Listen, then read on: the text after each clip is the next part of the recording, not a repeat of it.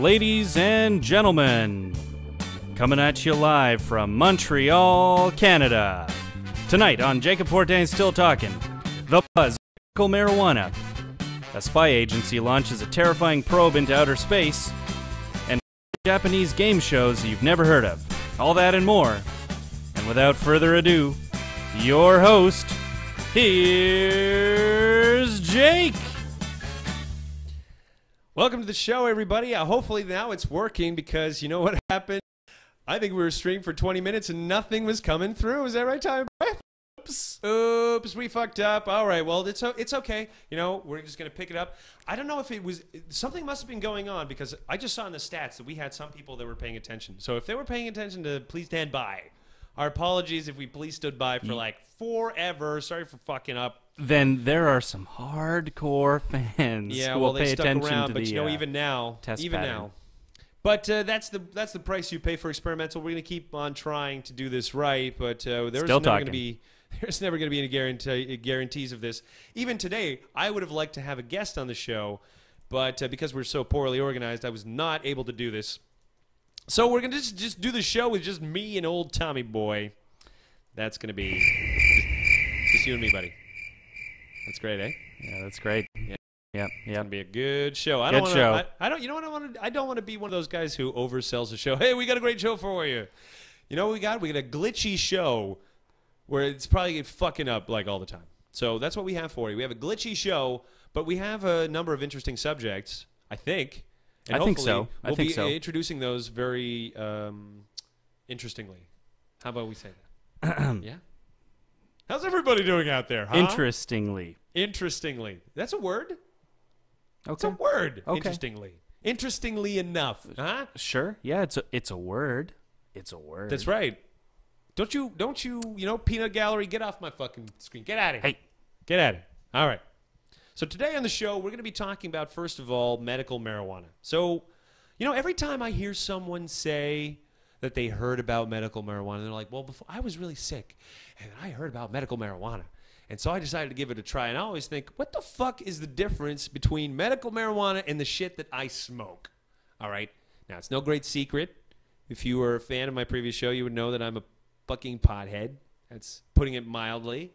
I enjoy my smoke. I enjoy my toke. But it was not always this way, Once upon a time, I was a motherfucking teetotaler. What is that for weed, anyways? Teetotaling. What is that? Is there a word? A jolly jointer? A Timothy toker? Timothy toker. You know what? I like it. All right, I was a Timothy toker.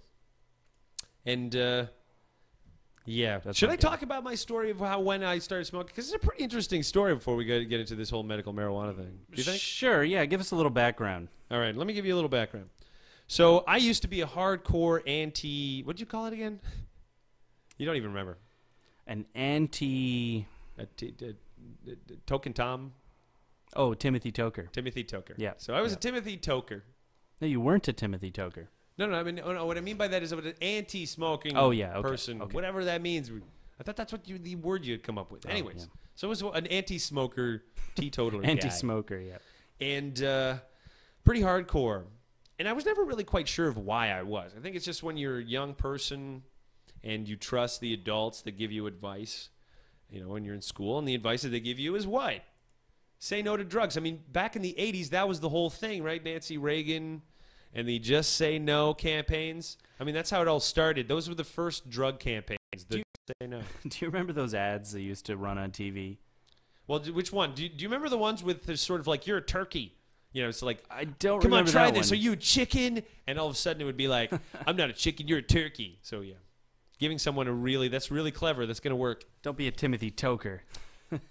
So, I'm talking about the ones with the egg in the frying pan. Oh yeah, well that was the second. That was the '90s commercial. Okay. You see, in the '80s it was just don't say no. So that we grew up, you and I, in the don't say no environment, very young, very impressionable. So it was just the no. So which is very easy when you're 6 to say no to drugs. Yeah, I said no. But then finally, when we were in our teenage years, that's when the '90s hit us, and when we had that iconic frying pan and then, sort of like the egg in the frying pan, and they were like, this is your brain on drugs. And that was just the end. There was no explanation. It just made me hungry for breakfast. Honestly, I thought that those eggs were going to be a little burnt. Yeah, I mean, Bring the fire down. Maybe put a bit of butter in there. My favorite was the, I learned it from watching you. Oh, I love that one. I learned it from watching you. Yeah, sort of like kids who do drug have parents who do drugs. Those ads provided years of comedy to all of our friends. Yeah, because let me tell you Years. something. Let me tell you something, all right? If it was my parents and if I was really trying to sneak the weed or whatever, and they would have sort of like walked in, I think it would have been a moment to bond, smoke together, and because kids who have parents who do drugs or whatever the fuck, it's a tongue twister. I can't even say it anymore. So we grew up in that environment of just say no to drugs, because drugs are genuinely bad, and that's all you really need to know. That's about as an adult a conversation about drugs that you're going to get in the fucking 90s. And so, you know what? Back then it was good enough for me because they said it loudly enough and often enough that I just fucking believed it. So anyways, flash forward a few more years. I'm in my mid-20s now, and it's a little bit more difficult to actually listen to the Just Say No campaign because, well, you know what? You don't have any good reasons to say no now. Like the drug's starting to look a little bit more enticing. And, well, because, even before I said no to marijuana, but I also said no to alcohol for a long time, too. I was in and that was in Lennoxville when I was in my 20s. Lennoxville, Canada. Let me tell you. Mr. No around campus. I was fucking Mr. No. Mr. No. I said no to everything. Maybe you know what? I think back then that was the way that I differentiated myself from other people. I figured that was the way to do it. Just be the one who says no to everything. Well, that makes life fucking fun and exciting, don't you think? You're the Mr. No. Good choice. Good life choice there, buddy. I'm the guy that doesn't have any fun because I chose to say no all the time. That's how you know me. So eventually when I wasn't a stupid idiot and I fucking let go of that philosophy, thank you very much. I mean, the way I went about changing my mind, though, was like anything else. I decided I was going to do some research. So I got like 2 books on drugs. One of them was on the prohibitionism. So we're talking about alcohol prohibitionism in the United States from end of 1920 to the mid-1930s. And then I also I read another book about the drug war itself. Where does all the money for drug wars go? That's the big question. Most people don't know. You're like, where do we spend most of that money? Well, for instance, I learned that most of it is through what's called interdiction, as in them trying to stop the drug from coming into the country. So they have a variety of ways of doing this. Sometimes they will fly planes over cocoa fields and just spray it with pesticide. That's some ways that they eradicate it. Or then they'll just have boats and stuff like that they'll try to intercept that carrying drugs, but they get such a tiny fraction, and it's a huge cost, like massive cost. And really, they don't do shit. They actually probably make the farmers much better at farming. Because honestly, like, drug productions keep going up and up, prices keep going down. The more you spend on drug prohibitionism, it's fucked up. I mean, you're driving a market, right? So guess what's happening? It's just you're filling this insane demand. I mean, per ounce, all right, marijuana, THC, the stuff that you're smoking to get high, is as valuable as gold. It's ridiculous. It grows outside. Should not be this costly. Anyways, so I do research, and I am outraged, by then, where I figure out that all of this money is basically being spent on bullshit. Not just that, but I mean, to make matters worse, there's all these people's lives that are, horrible. Because the Great Drug War is also a drug war on someone's own population. When in a country, 77% of the prison population is there on drug offenses.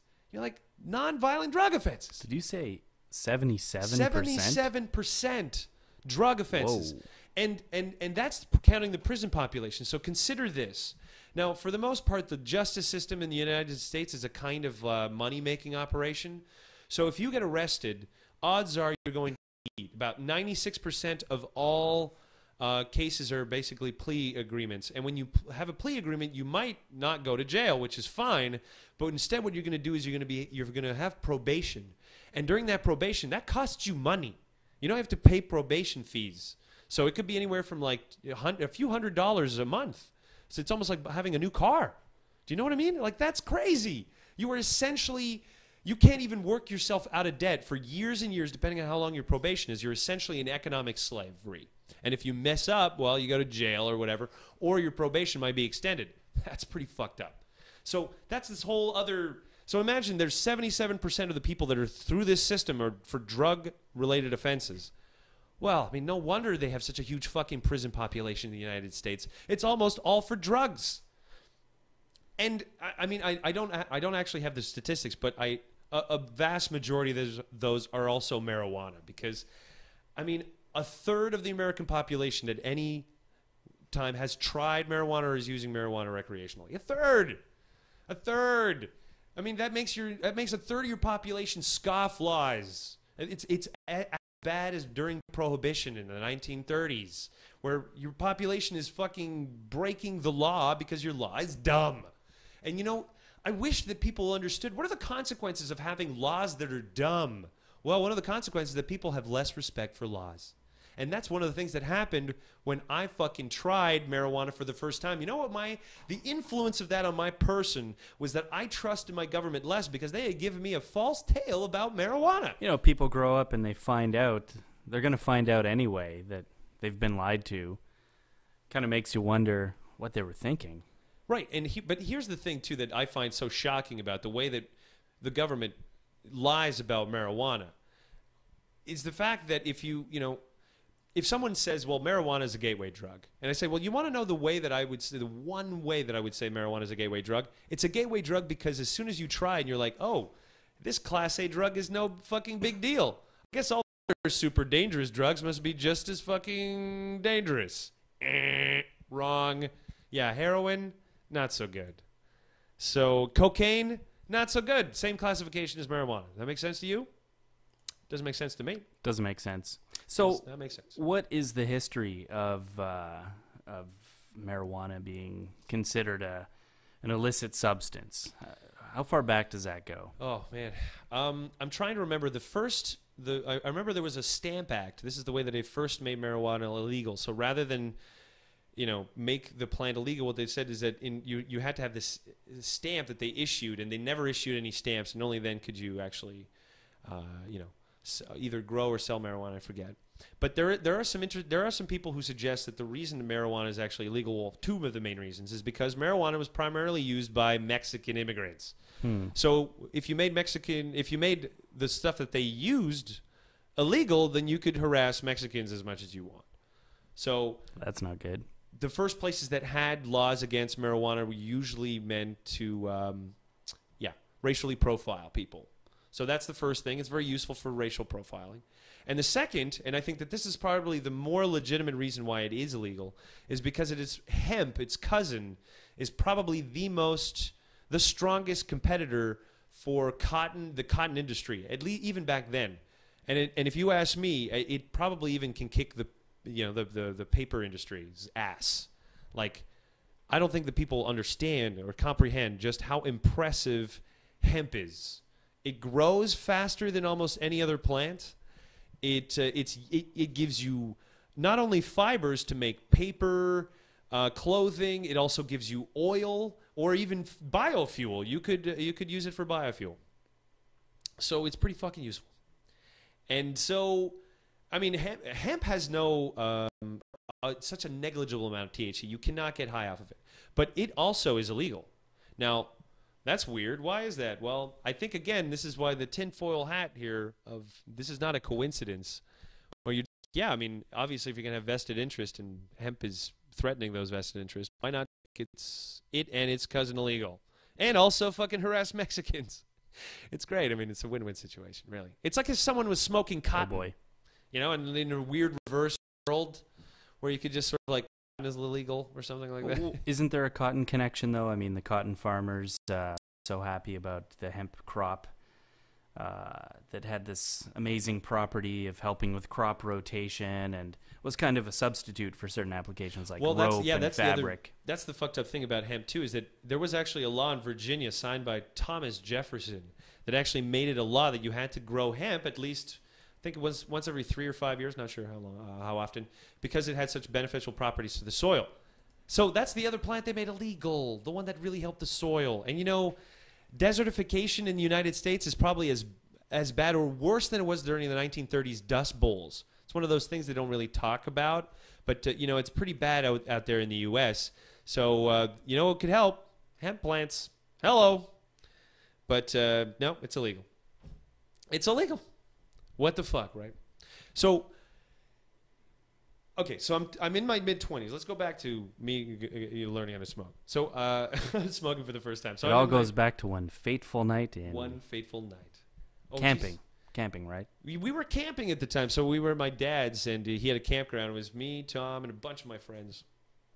And we were camping, and everybody, like, my buddy, you know, brings over a joint, and he's passing it around. Not everybody smokes, just a few people. And then all of a sudden, they're about to skip me, and all of a sudden I'm like, I'll try. And everybody's like, what? Like, they freak out every once in a while. It's not often, but every once in a while they do something that will surprise the fuck out of my buddies. And that was one of especially those coming things. from Mr. No. I know, right? Mr. No. But that was the beginning of that was a bit of a transformation for me. I became less Mr. No. I mean, would I be Mr. No with the live show? Really? I don't think so. You have to be Mr. Yes. So I surprised the fuck out of everybody. Someone takes an incriminating photo.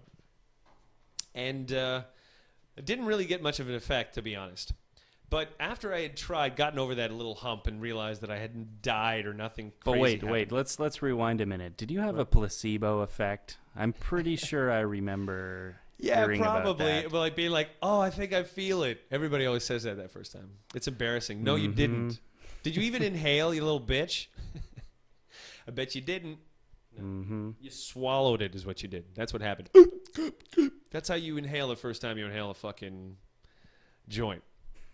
So yeah, but I had a weed guru friend who for years, you know, him and I had been having debates about weed, and of course he was pro weed and I was against it, and he always very much respected my intelligence, but on this matter he really felt that I was being a stubborn idiot. So one day I show up at his house and I'm like, okay dude, let's do this. I want to just, you know, introduce me to, I want to smoke with you. And you know, as surprised as you guys were, you were nowhere near as surprised as my weed guru, because he almost had a fucking heart attack, because that was the one remaining thing that him and I really, you know, we went to heads. It would be like coming to your friend that you disagreed about, I don't know, gun control, all of a sudden saying, let's go out and shoot some fucking this minigun I just bought. It would be just as mind-boggling to some of, you know, to that friend. So What? that happened, and he will even say to this day, he was just the happiest guy in the world, that he felt somehow responsible for the change of my mind. And maybe he was. I mean, all those debates, for sure. So that was his moment of pride. And so he became my weed guru. And he showed me things. And he had great weed. Oh, my God. His weed was so good. So good. And then I became a bit of a pothead. Yeah. But you know what? Here's the thing. The stuff that I smoke is called medicine in many circles. Medical marijuana and the stuff that I inhale is not inherently different. It's the stuff that I inhale is part of. Is it the same plant? Well, no. You see, medical marijuana encompasses Because a whole if it's the range same of things. plant, It's a category, right? what's the difference? Well, the difference is that like the marijuana that I smoke as a joint falls into the category of medical marijuana, but there are other cannabinoids that are not actually in you know, most marijuana plants that are illegal, because the effects are not really enjoyable, let's just say, but they have other beneficial qualities that you know, we haven't really researched, because again, the plant is so illegal that it's difficult for people to actually research it. It's very limited. But that is changing slowly. I mean, there are some states in the U.S. where, you know, weed is legal, so hopefully in those places they're also starting to do some pretty impressive things in terms of research. I mean, essentially what you're trying to get out of this, you know, out of the marijuana plant, is the thing that has the effect are these cannabinoids. And these cannabinoids are, they react to receptors that are in your brain are actually not just in your brain. They're in your lungs. They're in your liver. They're all over your body. And the reason they're there is actually that they're part of an ancient nervous system that goes back to when you were essentially a sea mollusk, grasping for air, and probably by then having like a reproductive organ 20 times larger than yours currently. I don't know if you know this, but mollusks, they have massive genitals compared to their bodies. Massive. Some of them, I think their reproductive organs represent a third of their body mass. That's impressive. Not bad. Not bad, eh? It's sort of like clam porn movie. Nice. Nice. So yeah, your brain reacts to these cannabinoids, but there's different kinds of cannabinoids that they've created. There's synthetic forms of cannabinoids they have. In fact, it's legal. You can purchase. There's a synthetic form of marijuana that you can purchase. It hasn't been made illegal yet. Ryan bought some once. It was weird, very weird. When you inhaled it, it kind of tasted funny. Is it fully, accurately synthetic, or is it just an approximation? It's an approximation. So okay, well, I think that's an important distinction. It's it's kind of like you feel, it's like the difference between a maple syrup and corn just the syrup. White, yeah, no, exactly. Where you're just saying like this corn syrup has some sugar, but it doesn't have any complex flavors. You know what I mean? Mm-hmm. Like that's what you're looking for in your nice little cannabinol. You're looking for some fucking complicated little molecules that are break up in your brain and shit like that and activate little areas. And not that I want to just suddenly declare that marijuana makes someone smarter, but of the limited research that I could find, the best paper I read, which will be in the notes by the way, because we include the notes in the show. We're nice that way. The best research that they have demonstrates the fact that it does seem to increase cerebral activity and lower the uptake of the synapses. That means that the synapses can recoup faster. So that means that you can have more thoughts. So there could be some types of cannabinoids that are actually, we could manipulate them and make a fucking smart pill. Yeah, all of the shit that you were fucking made previously aware about marijuana, you're like, it makes you dumb. You lose your memory because of it. Yeah, find me those studies, because all of that shit is just the same stuff that they told you before, where this is your brain on drugs. Yeah. Did you believe them then? Don't believe them now. Okay? We need good science. So how do you do that first? Well, let's start by, not categorizing the same as heroin. Just a thought. I mean, call me crazy. But when it's demonstrated, that seems excessive. Really, we don't. What was there was a number out there on the internet which sort of like shows how many deaths per year from certain drugs, and you'd be surprised how low some of them are. Like ecstasy is not even doesn't break triple digits worldwide. Like it's really low, and marijuana is like in terms of deaths from overdose is a big fat zero. Because as far as we know, you cannot overdose off of it. It doesn't seem, unlike other drugs that people use, it doesn't seem to hack into any existing mechanism like, the endocrine system or the, adrenaline system. No, it doesn't seem to. All it does is the cannabinoids match certain little receptors in your brain and it kind of fires them off like, like pop rocks. You ever have pop rocks? I love those things. Yeah.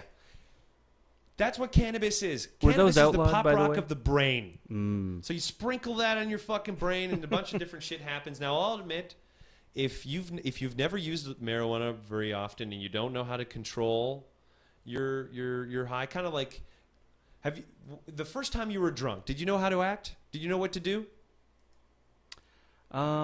Think about it. Try to remember. I mean, it's probably far back. Oh.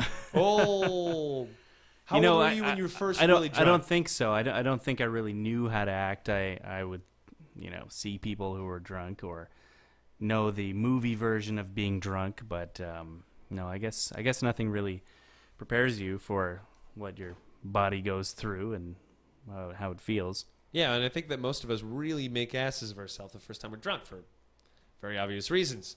I think the difference, though, is that because of the way that marijuana is, like that pop rocks in your brain, I know that for a lot of people it can kind of be a bit of an overwhelming experience, where they just don't know what the fuck is going on. Or for some people, surprisingly enough, it kind of puts them to sleep.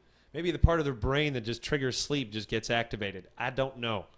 But for some people like me, weed is more of a stimulant, and for people like Tom, who just never smokes because that thing just basically puts him right to fucking sleep. Slightly different effect. I don't like it. Yeah, it's not. It just doesn't work well on him. But that's the problem with marijuana. Is it's a bit of like randomness. You're just shooting at shit in the dark, and you're hoping it's it's going to work. So marijuana has slightly different effects on people. So. And you don't even know, like, half the time, honestly, because the stuff is illegal, you don't even know what you're smoking. So you're like, you don't know what effect it's having, what kind of fucking cannabinoids you're putting in your body. It's a mess. Horrible. And this is what you have to put up with when it's fucking illegal. One day, though, I'll live in a world. So what's happening in all those states now that have legalized marijuana? Do they have stores? Is it taxed? Is it out in the open? They have dispensaries, so that's how they're doing it. Is there like a market system going now?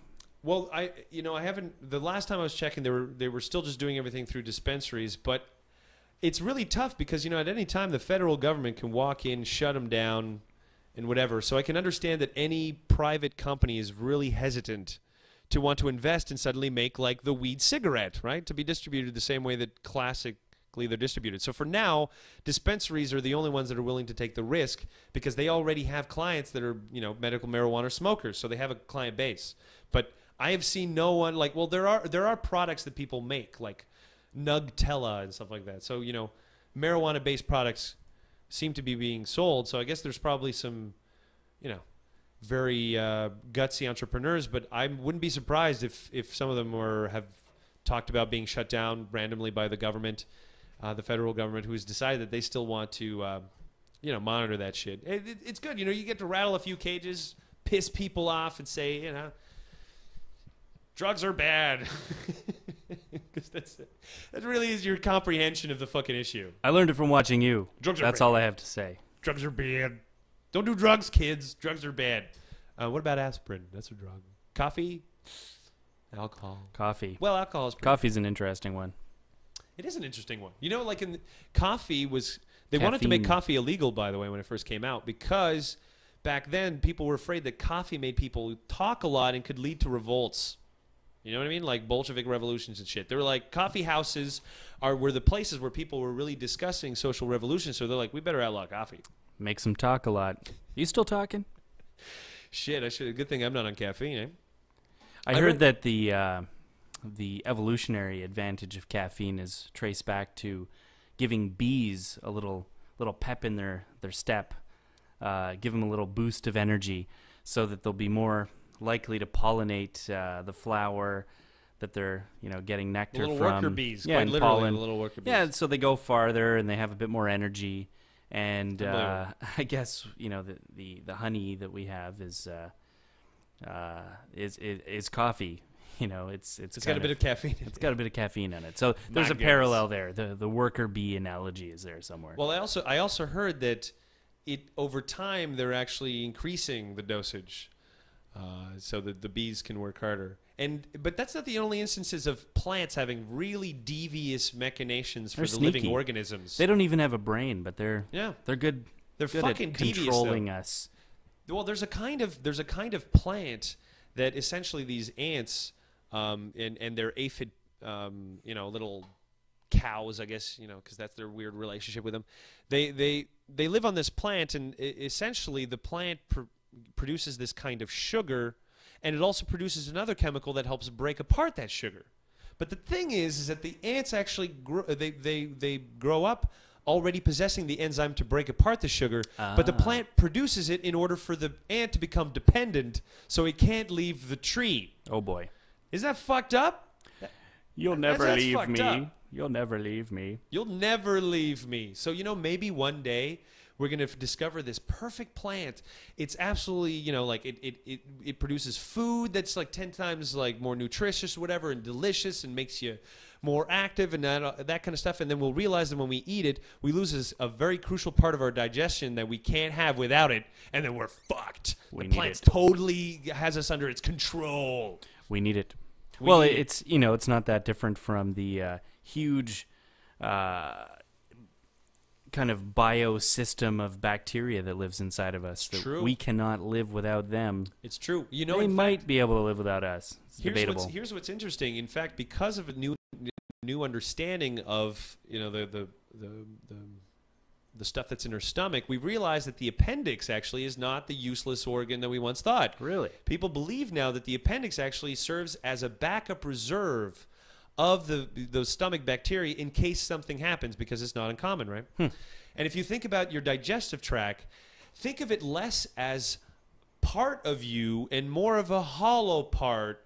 You know, it's a hollowed out side of you. Right. Rather than being inside of it, being part of you. It's weird. It's just sort of like a hole that goes right through.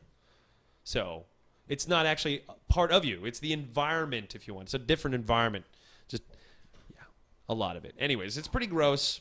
It's pretty grody. Why were we talking about that particularly disgusting subject, right, about appendices? Hey-o, sidetrack. Hey-o, sidetrack. Okay, let's get back to medical marijuana. I want to discuss 4 things that are really the key elements of what makes marijuana medical, if you want. And this is the same property of all marijuana, okay? So there's no functional difference between the stuff that I smoke and the stuff that the government is making so that, you know, cancer patients can, for instance, well, one, stimulate their appetite. So if you are on chemotherapy or whatever, well, odds are it's going to make you really sick. This is the same for AIDS patients. So they found, unsurprisingly, that when you ate it, you had the munchies.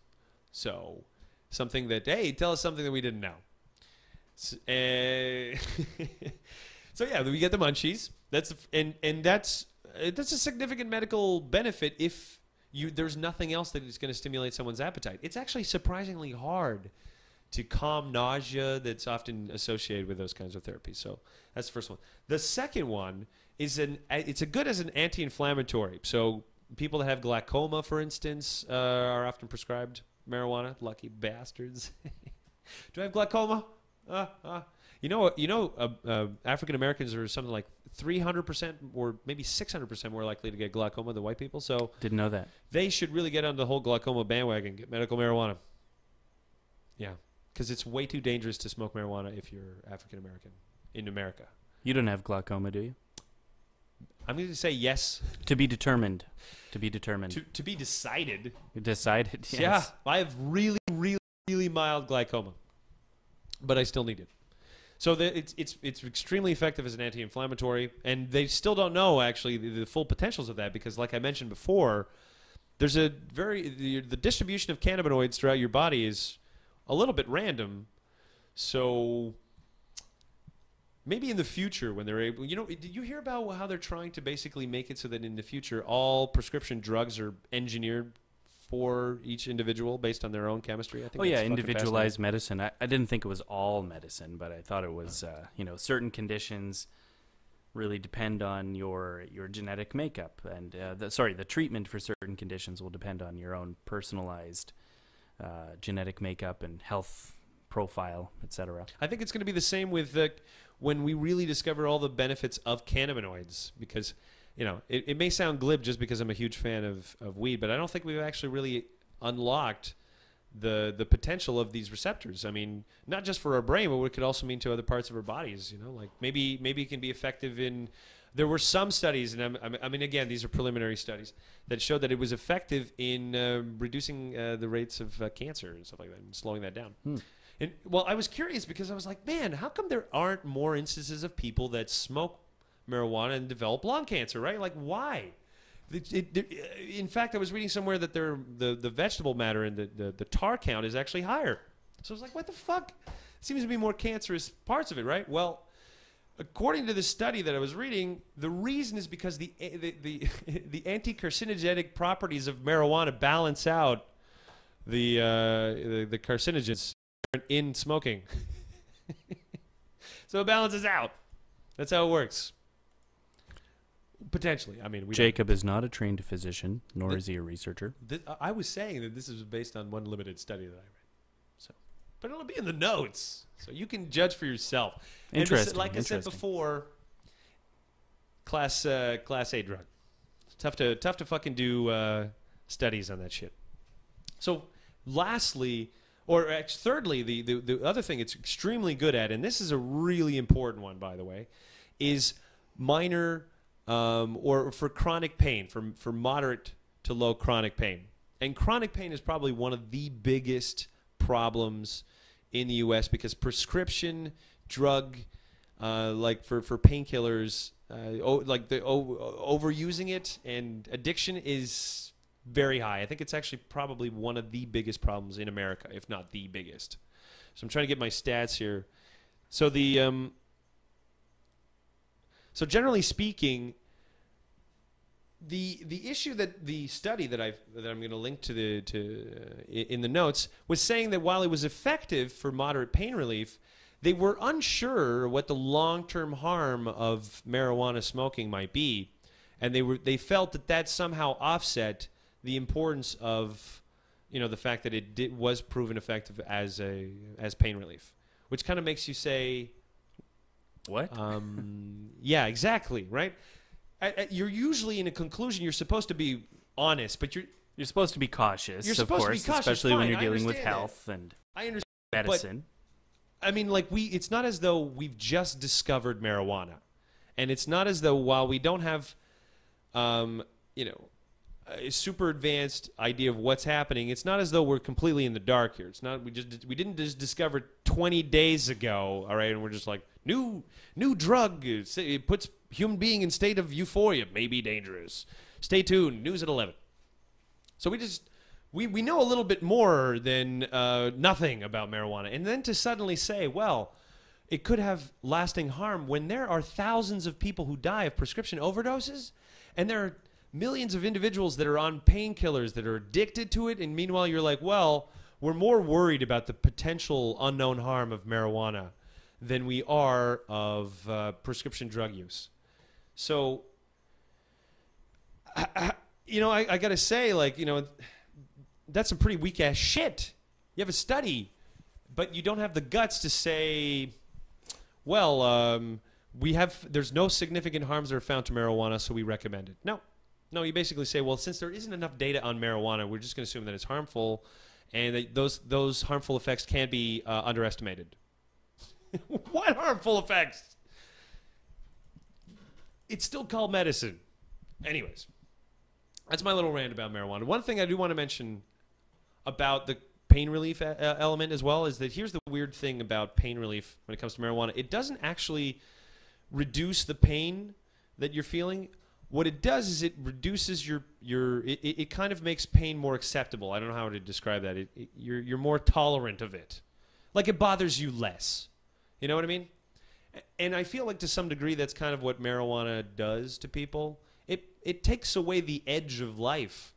You're just sort of like, man, what a rough day. And you have a fucking smoke, and all of a sudden you're just like, okay, that day was pretty bad, but could have been worse.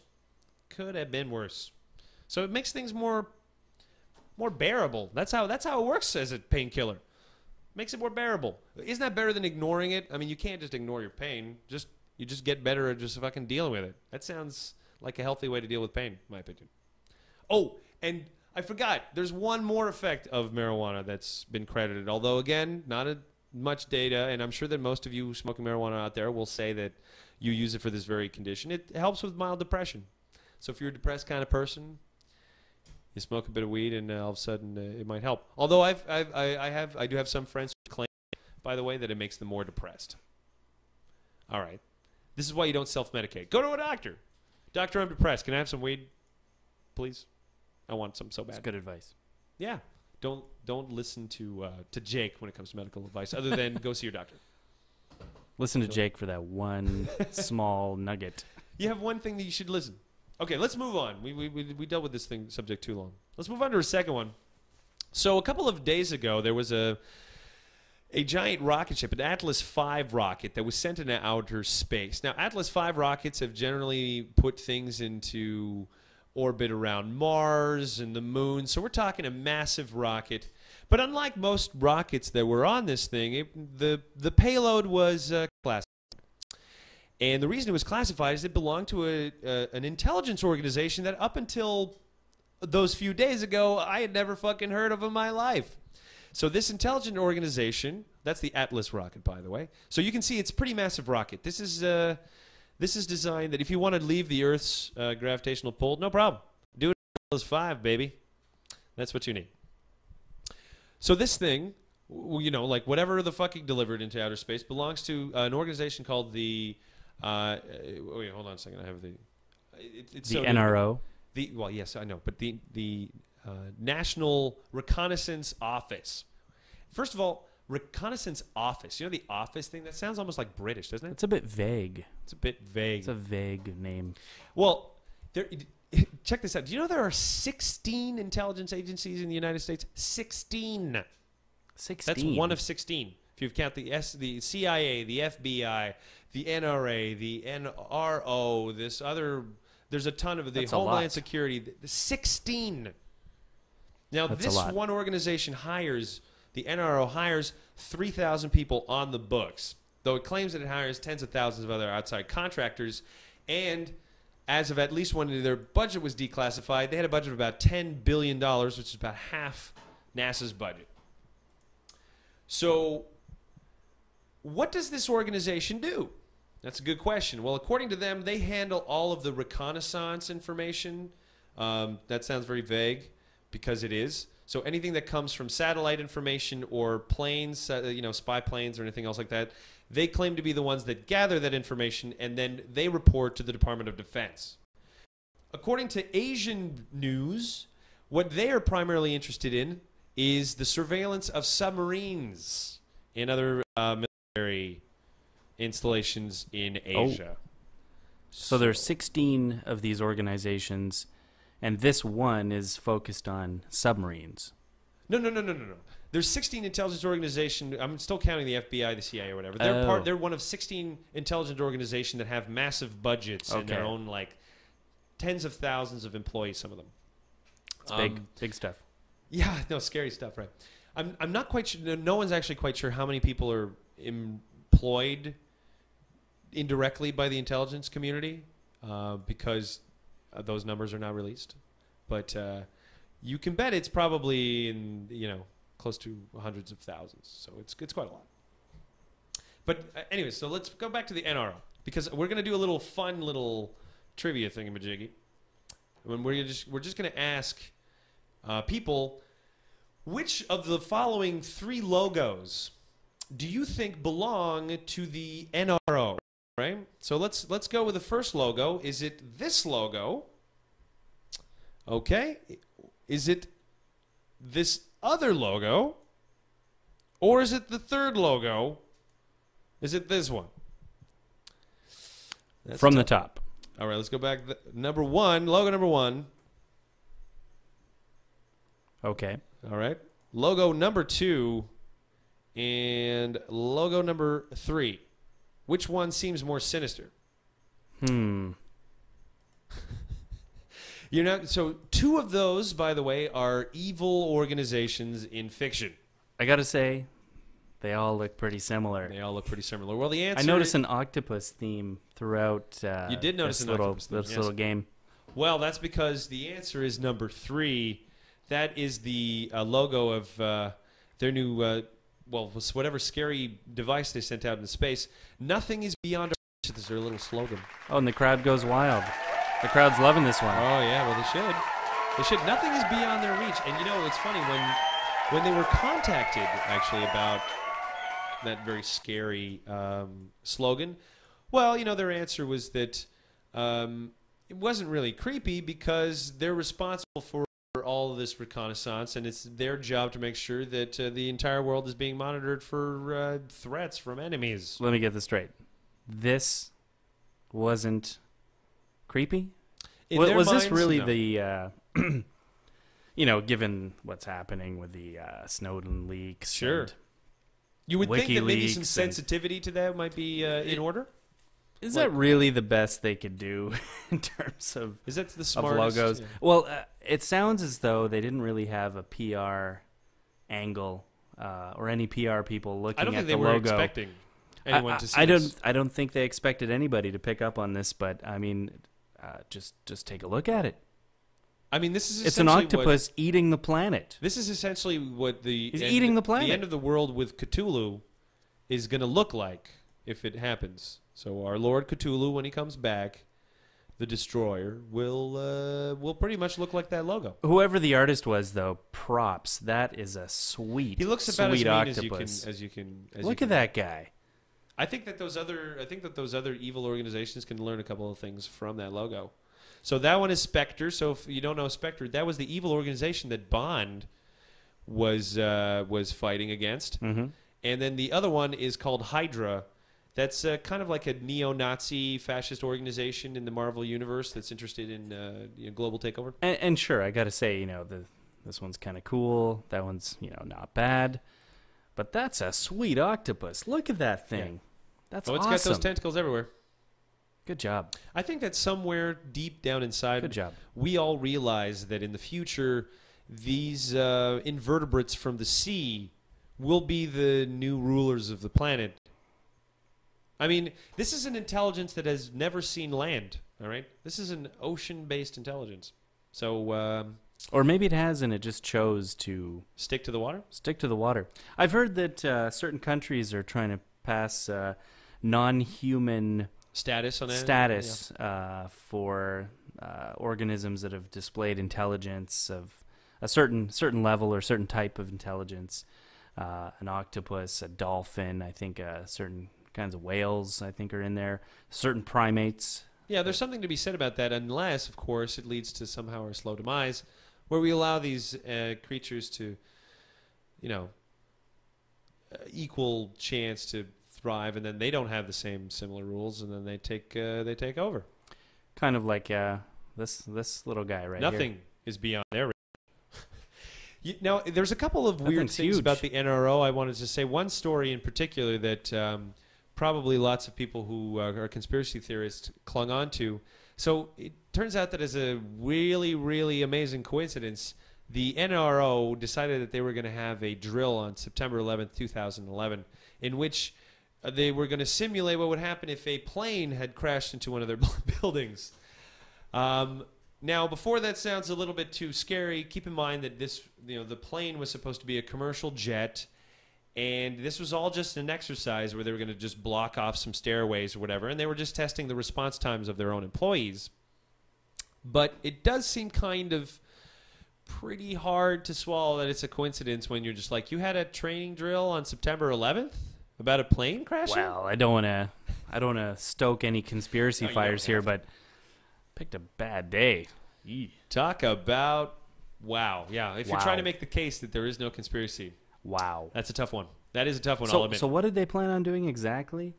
Well, it was a drill, right? Yeah, it was just a drill. So basically, they had a couple of stairways that were closed off as though key parts of the building had been damaged. I mean, there was not going to be they weren't going to fly a plane into a building. They were just, on the standby in case planes hit a building.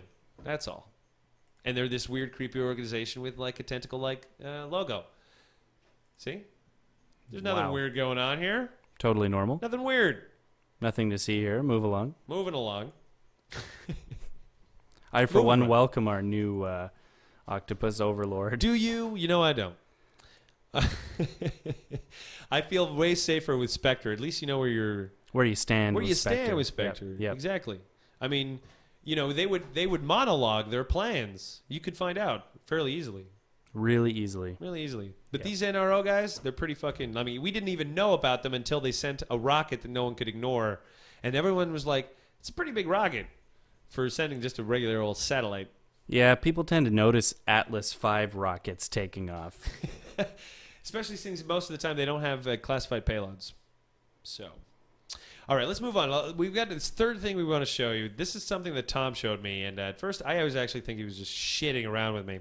Now, some of you may be aware that Japan has a tendency to have very strange shows and game shows. Like, for instance, they might have a game show where you have to put yourself in a position like a Lego thingamajiggy, and then they have a wall. You ever see that one?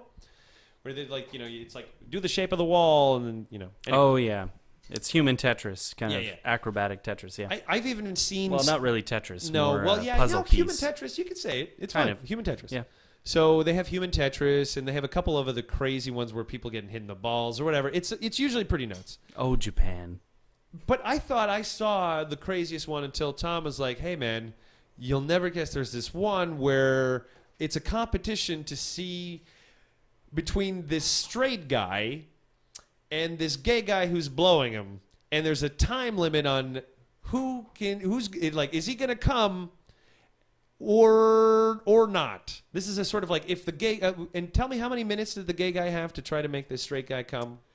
He has how many minutes? I think it's something like 10 minutes or 10 minutes. or 15 minutes. Okay, so let's imagine you go to Japan and you're offered like 100,000 yen, or I don't even know how much. You're offered a sizable chunk of change to to have your penis sucked by a gay guy who says that he can just make anybody come really, really quickly, and you got 10 minutes that you're going to survive, and somebody decided to do it. So can you can you explain? Kind of a strange premise for a show, but I guess if I could be mistaken, but I believe the gentleman on the left is the contestant. That's right. He is the porn actor. I think he's a porn actor, Yes. so he's, maybe sexually liberated a little bit. I like how they have like one of those verses. Yeah, exactly. Straight guy versus gay dude. And of course the gay dude's holding, his hands up like, wee. Wee. And they even have like a little intro thing where he's just walking. There's like, he's walking fancifully.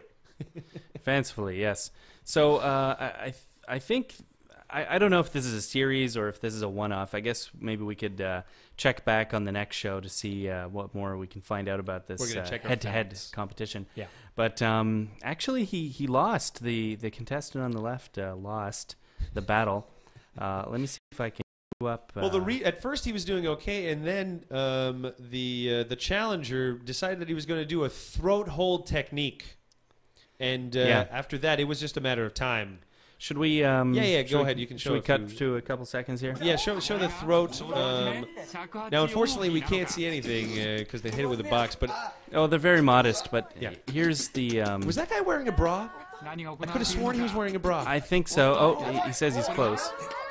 He's like, I think I can. Yeah. Is that his girlfriend? Who's watching the?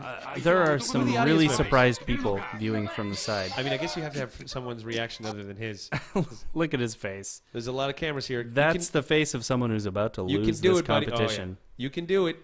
That's his O face. So, would you do that if it meant fame? It's your big breakout moment. Would you go in the box? Wait. Who am I in the box here? Would you go in the box? Would I get my dick sucked and thinking that I could hold prevent myself from coming? Well, first of all, would you go in the box? What do you mean go in the box? What are you talking about going in the box? You either are the contestant or you're the challenger. Yeah. What? Are you asking me if I would suck dick for money? No. Nor would I actually have my dick sucked for money, and it's not because of any homophobic reasons, actually. The reason is simple. Number one, that guy had name of techniques for sucking dick. The throat hold? Yeah. I'm not going to go up against anyone who has names for the techniques to suck a dick, okay? Because their mandate is to win. All right? If someone needs to fucking suck my dick like it's got medicine, in it, you can bet that I'm going to lose that. So I don't, and so what do I get here? I get a lot of confused feelings and no money. That's what I get. No money. So a lot of confusion. How does this one end? I'm pretty sure the guy was just really. I think he was disturbed because it was really good. It looked really good, and all of a sudden he felt ashamed. Either because he lost money. Oh, the box is shaking apparently. Oh, he's got that face. He's like, "Fuck, my God." I don't think he's gonna win. I think he's gonna lose. Yeah, that's the face of someone who just lost. He's about to lose. That's valiant. He's about to lose. He thought he was able to hold it in. May I remind everybody, this is a game show. This is a game show on TV. On TV. On television. Yeah. This is why they have a box, by the way, because everyone is dignity is being saved. Someone is literally being blown on TV, but there's a box there. Can we? Well, it might just be really good acting, but that's exceptional acting. Oh boy. Okay, so I think we've maybe spoiler alert. We've ruined that episode for everybody. Spoiler alert. Well, so that's a Japanese game show. What's it called? Orgasm Wars? Yeah, I think that's the title. Orgasm Wars. So if you have never heard of Orgasm Wars, check it out. I suggest you go check it out because it's the premise is wow, kind of It's fascinating. pretty intense. It's very intense. I just wish they would have mentioned in the little trailer how much money was at stake, because honestly, I want to know how much money is everybody just. Well, how much is on the line? He's a porn actor, so getting his dick sucked is kind of something he does for money anyway. So it's not like you're asking a stranger off the streets. I suppose. But would I go on that contest? You know, I do a lot of crazy Japanese game shows, but the getting my penis sucked one is not going to be on the list. I'm afraid you're gonna. Yeah, well, you know what? Deal with it. Yeah, we'll deal with it. Deal with it. Well, okay. You know what? I think that pretty much wraps up the show. You know, what do you think? I think we're pretty much.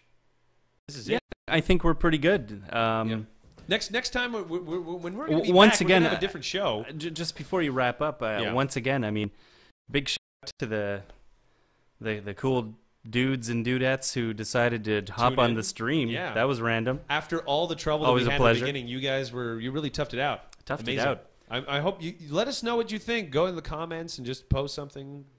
And if you're feeling very generous, remember on the site on jacobfortan.com, if you're streaming from there, there's a whole bunch of things that you can go on and get. This is how we make the show possible. You can go on, pre-order the book, Bible Stories, buy some postcards. Those are very popular. Those are gotten pretty popular. You can also get the Essentials DVD, which is all the best shows that we did from the time we were on The Good Atheist. And there's if you're willing to get all of that plus the T-shirt, you can get that for a massive bundle. That's the premium $60 one. That's if Ultra you're feeling deluxe super generous. boutique.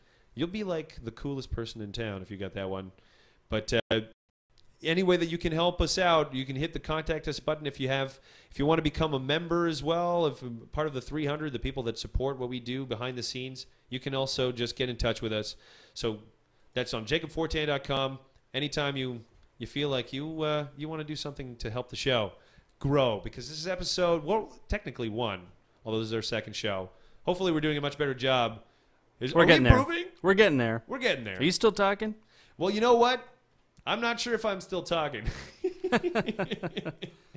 Let's wrap it up. I'd like to thank my co-host, Tom Badger, for being the supreme executive producer that he is.